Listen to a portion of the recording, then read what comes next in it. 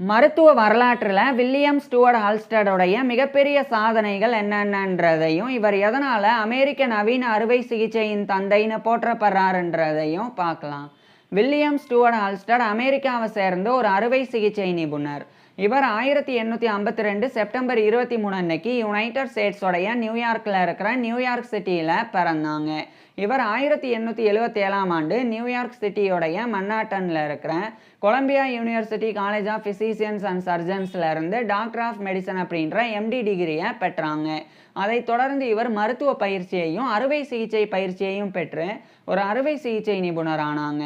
இந்த நிலையில் 1881ஆம் ஆண்டு வில்லியம் ஸ்டூவர்ட் ஹால்ஸ்டடோடைய சகோதரிக்கு பிரசவம் நடந்தது.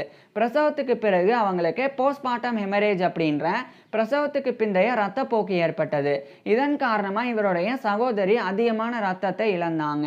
பிறகு உயிரிழக்கக்கூடிய நிலையையும் அடைஞ்சாங்க. இந்த நிலையில் அவங்களுக்கு உடனடியாக ரத்தம் தேவை அப்படின்ற நிலை ஏற்பட்டது. அப்போ வில்லியம் ஸ்டூவர்ட் ஹால்ஸ்டட் வந்து அவருடைய ஆம்ல இருந்து, அதாவது கையில இருந்து ரத்தத்தை எடுத்து இவருடைய சகோதரிக்கு வந்து செலுத்தி இவருடைய சகோதரியை காப்பாத்தினாங்க. இது வந்து one of the first emergency blood transfusions, அதாவது இந்த ரத்த மாற்றத்திலேயே இது வந்து முதல் முறையாக பண்ணப்பட்ட ரத்த மாற்றங்களில் ஒன்று, குறிப்பாக யுனைடெட் ஸ்டேட்ஸில். எதனாலன்னா அது நாள் வரைக்கும் இந்த A blood group, B blood group, O blood group இந்த மாதிரிலாம் பிளட் குரூப் வந்து இருக்குது அப்படின்றதுலாம் தெரியாது. அதனால் ஒருத்தவங்களுடைய பிளட்டை வந்து இன்னொருத்தவங்களுக்கு சாதாரணமாக வந்து ஏற்றுவாங்க. இப்படி ஏற்றும்போது சில நேரங்களில் அது வெற்றி அடையும், சில நேரங்களில் அது தோல்வியில் முடியும். ஏன்னா ஏபிஓ அப்படின்ற பிளட் குரூப் சிஸ்டமே தெரியாதனால திடீர்னு ஓ பிளட் குரூப் உள்ளவங்களுக்கு ஏவையோ அல்லது பி பிளட் குரூப் உள்ளவங்களுக்கு ஏவையோ இந்த மாதிரி மாற்றி மாற்றி ஏற்றுவாங்க. இதன் மூலமாக இந்த மாதிரி பாதிப்பு ஏற்படும். எப்பயாவது இந்த ஓ உள்ளவங்களுக்கு ஓ, பி உள்ளவங்களுக்கு பி அப்படின்னு இன்சிடென்டெல்லாம் நடக்கும். அப்படி நடக்கும்போது மட்டும் இந்த மாதிரி சக்ஸஸ்ஃபுல்லாக வந்து ஏற்படும்.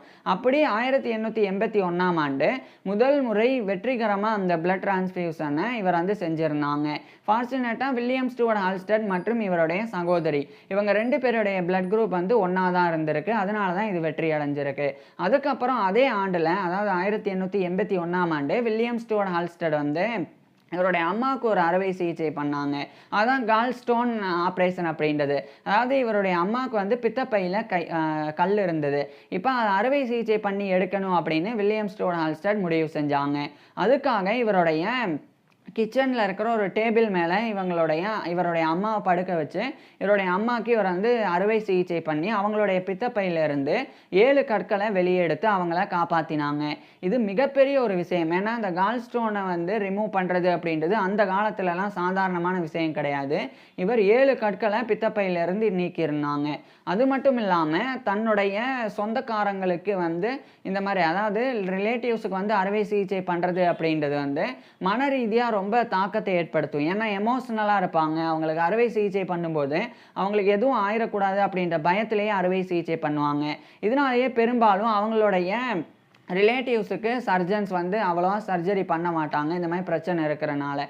ஆனால் அதெல்லாம் கடந்து இவருடைய சொந்த அம்மாவுக்கே வில்லியம் ஸ்டூவர்ட் ஹால்ஸ்டட் வந்து சக்ஸஸ்ஃபுல்லாக வந்து கால் ஸ்டோனை ரிமூவ் பண்ணியிருந்தாங்க. இது வந்து அந்த கண்ட்ரியிலேயே யுனைடெட் ஸ்டேட்ஸ்லேயே பண்ணப்பட்ட முதல் அந்த பித்தப்பை கல் நீக்க அறுவை சிகிச்சைகளில் ஒன்று. ஸோ அதையும் இவர் தான் பண்ணியிருந்தாங்க. அதுக்கப்புறம் 1884 இந்த காலகட்டத்தில் வில்லியம் ஸ்டூவர்ட் ஹால்ஸ்டட் வந்து இவருடைய நண்பர்கள் கூடயும் கொலீக்ஸ் கூடயும் இணைஞ்சு ஒரு முக்கியமான விஷயம் பண்ணாங்க. அதுதான் கொக்கைன் அப்படின்ற ட்ரக். இதை வந்து லோக்கல் அல்லது ஒரு குறிப்பிட்ட ரீஜனை வந்து அதை வந்து மரத்து போக வைக்கக்கூடிய அனஸ்தீசியாவாக பயன்படுத்தலாமா அப்படின்னு சொல்லி ஆய்வு செஞ்சாங்க. குறிப்பாக இப்போ ஒரு இடத்துல நரம்பில் அறுவை சிகிச்சை பண்ணணும் அப்படின்னா அந்த குறிப்பிட்ட இடத்துல இருக்கக்கூடிய நரம்பை வந்து பிளாக் பண்ணணும். ஸோ அதுக்கு கொக்கைனை பயன்படுத்தலாமா அப்படின்னு சில பரிசோதனைகளை மேற்கொண்டாங்க. அந்த பரிசோதனையானது வெற்றி அடைஞ்சது. ஸோ நர்வ் பிளாக் அனஸ்தீசியாவை முதல் முறையாக வந்து இன்ட்ரடியூஸ் பண்ணது வில்லியம் ஸ்டூவர்ட் ஹால்ஸ்டட் தான். அதாவது இது வந்து லோக்கல் அனஸ்தீசியா, ரீஜனல் அனஸ்தீசியா அப்படின்னு சொல்லலாம். இதை புரிகிற மாதிரி சொல்லணும் அப்படின்னா அனஸ்தீசியான்றது மயக்க மருந்து. இப்போ கொக்கைனை மயக்க மருந்தாக பயன்படுத்தலாமா அப்படின்னு சொல்லி இவர் ஆய்வு செஞ்சாங்க. பொதுவாக மயக்க மருந்து அப்படின்றது அந்த காலத்துலலாம் ஒட்டுமொத்தமாக அப்படியே தூங்கிடுவாங்க, அதான் மயக்கம் அடைஞ்சிருவாங்க. அந்த மாதிரி மயக்க மருந்து தான் இருந்தது. ஆனால் வில்லியம் ஸ்டூவர்ட் ஹால்ஸ்டட் வந்து மயக்க மருந்தில் சில மாற்றங்கள் ஏற்படுத்தினாங்க.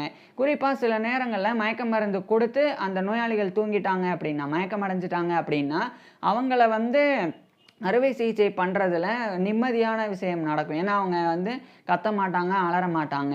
ஆனா, சில பிரச்சனைகள் இருக்கு. குறிப்பா இப்ப வந்து வாய தொறங்க, வாயிலருந்து வந்து பல் எடுக்கணும். இந்த மாரி பிரச்சனைலாம் இருக்கும்போது, மயக்க மருந்து குடுக்குறது அசாதாரணமான விஷயம். ஏன்னா, நோயாளிகள் வந்து மயக்கம் அடைஞ்சுட்டாங்க அப்படின்னா, அதுக்கப்புறம் அவங்கள வாய தொறங்க அப்படின்னு சொல்ல முடியாது.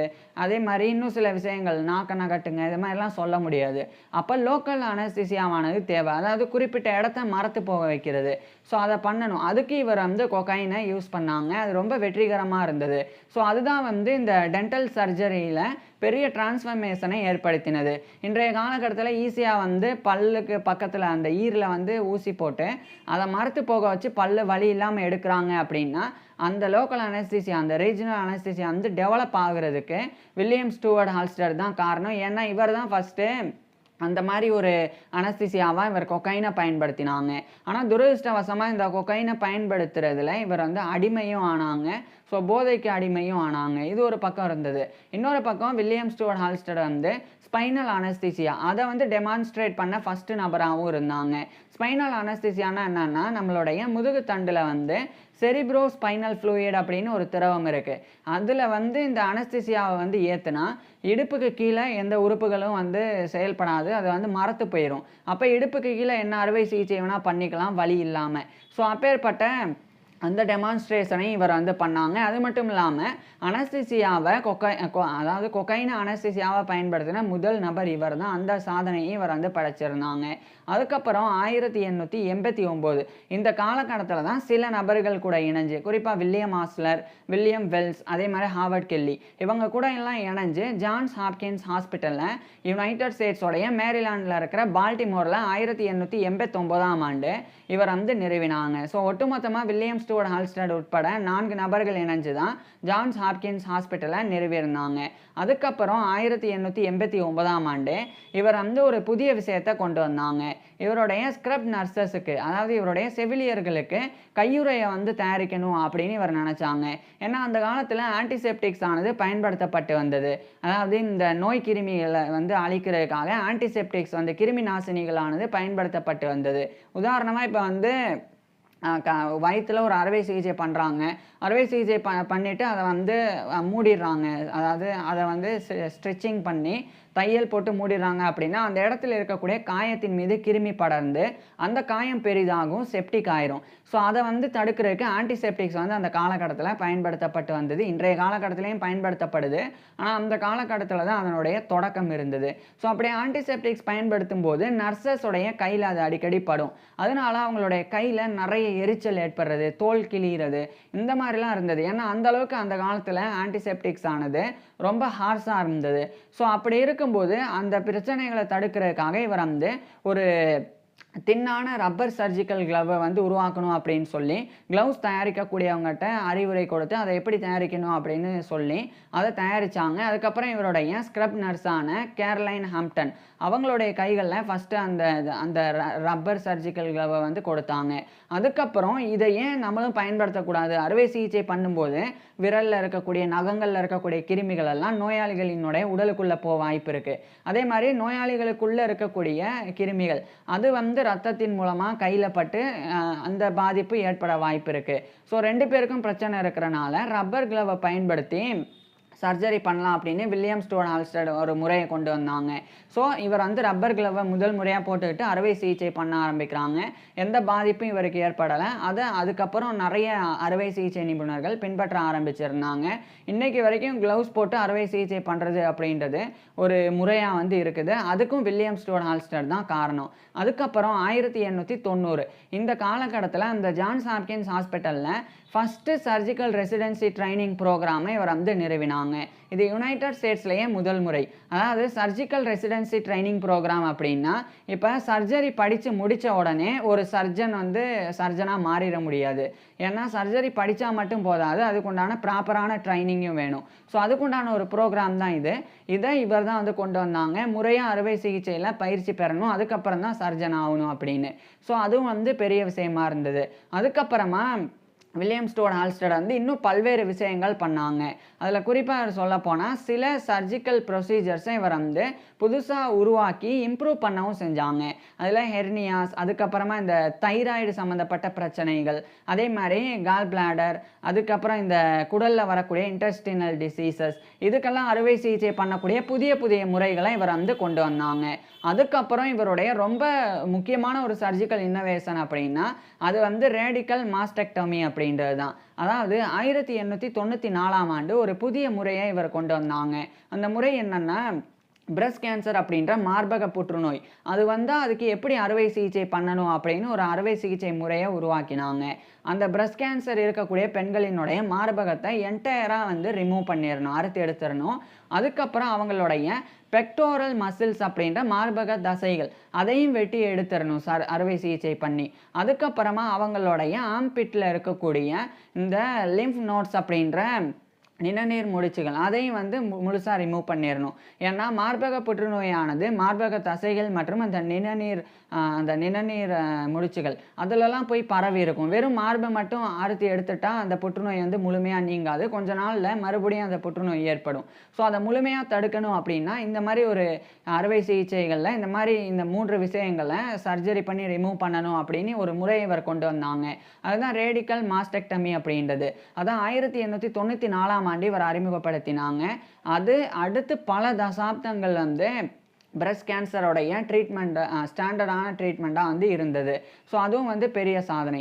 அதுக்கப்புறம் வில்லியம் ஸ்டூவர்ட் ஹால்ஸ்டட் வந்து ஒரு பிரின்சிபலை உருவாக்கினாங்க. அது வந்து இவருடைய பேர்னாலேயே ஹால்ஸ்டடியன் பிரின்சிபல்ஸ் அப்படின்னு மாறினது. அதாவது அறுவை சிகிச்சை எப்படி பண்ணணும் அப்படின்னு சொல்லி சில முறைகளை இவர் கொண்டு வந்தாங்க.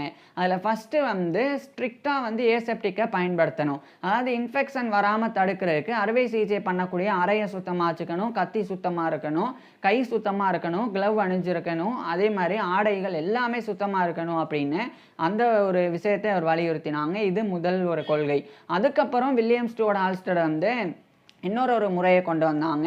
அதுதான் வந்து மெட்டிகுலஸான ஹீமோஸ்டேசிஸ் அப்படின்றது.